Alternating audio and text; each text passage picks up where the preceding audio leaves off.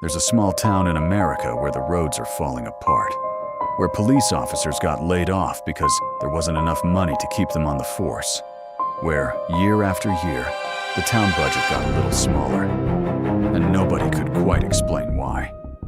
But the woman in charge of that budget, she just won a world championship in horse breeding, a sport where a single animal can cost more than most people's houses. For over 20 years, the most trusted person in this town was quietly stealing from it. Not all at once, not in one big heist. A little at a time, every single week, for over 2 decades. And almost nobody noticed. This is the story of how she pulled it off, and why the people who trusted her the most never saw it coming. This story takes place in a small Midwestern town, the kind of place where everyone knows everyone, where the local diner remembers your order, and the town comptroller isn't just a job title, she's practically family. That's exactly the role this woman held. For decades, she was the person who managed the town's money. She wrote the checks, she reconciled the accounts, she prepared the reports that got sent to the state for review. She'd worked for the town since she was a teenager. By the time this story really begins, she'd been there for years, trusted completely, respected completely. The kind of person nobody thought to double check. And that's exactly the problem. Because in a role like hers, one person controlled almost everything. She didn't just manage the money, she was also responsible for checking her own work. There was no second set of eyes, no separation between the person handling the funds and the person verifying where those funds went. On paper, her salary was modest, a town employee's paycheck. Comfortable, but nothing extraordinary. But if you looked closely, really closely, something didn't add up. Because outside of work, her life looked nothing like someone living on a small-town government salary. At first, it was easy to miss. A nice truck here, a property there. Nothing that screamed impossible. Just a little more than you'd expect. Nobody asked questions. Why would they? She was the one they trusted to answer questions like that. Years earlier, she'd quietly opened a bank account. The name on the account was almost identical to a legitimate town fund. Close enough that, buried in a stack of paperwork, nobody would think twice. Then, slowly, she began moving money into it.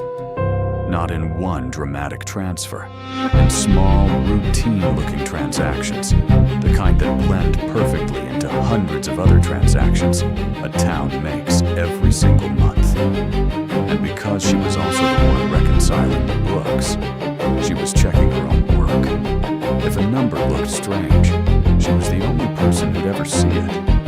And she made sure it never looked strange for long. Meanwhile, outside of town, a second life was quietly growing. She became a serious name in competitive horse breeding, one of the most expensive hobbies in the world. Champion horses, national titles, an operation that, by all appearances, belonged to someone with serious wealth. All of it funded by the town's money. And here's the part that makes this story so unsettling. The town wasn't thriving during any of this. It was struggling. Budgets get tighter every year. Police officers were let go. Public works.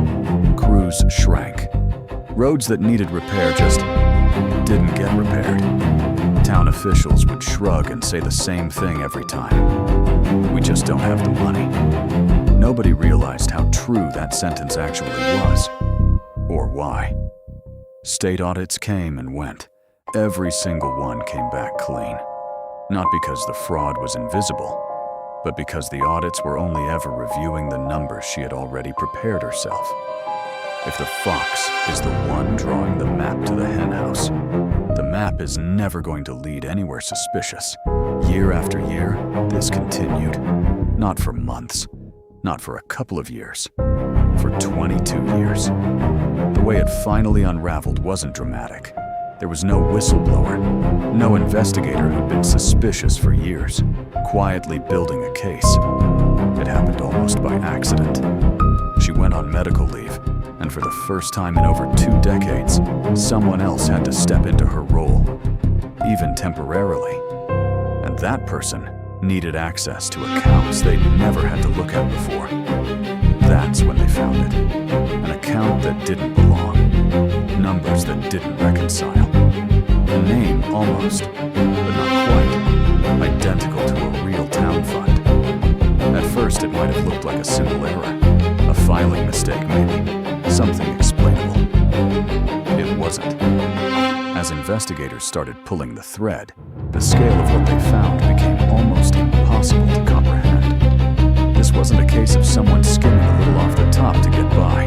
Over 22 years, she had taken more than $54 million from a town that could barely keep its lights on. It remains one of the largest cases of municipal fraud in American history, committed not by an outsider, not by a criminal mastermind with an elaborate plan, but by the one person everyone in town trusted completely. When the news broke, it didn't just shock people, it reframed everything. Every layoff, every budget cut, every road that never got fixed. It all connected back to one person, quietly building a private empire, while her neighbors were told there simply wasn't enough to go around. She was arrested, prosecuted, and ultimately convicted. But for the town, the damage went far beyond the money. It was the quiet, creeping realization that trust, the very thing that let their community function, had been the exact thing that let this happen for so long. This scheme didn't succeed because it was brilliant. It succeeded because nobody was watching the one person everyone assumed didn't need to be watched. That's the real lesson here, and it applies far beyond one small town. Trust is important, but trust without verification isn't really a safeguard at all. It's a blind spot, and blind spots don't stay small forever. Given enough time, they grow into exactly the kind of gap that a story like this one can slip right through. So here's a question worth sitting with. How much of your own life, your workplace, your community, even your closest relationships, runs on trust alone, with no one ever really checking? Because for 22 years, an entire town found out the answer the hard way.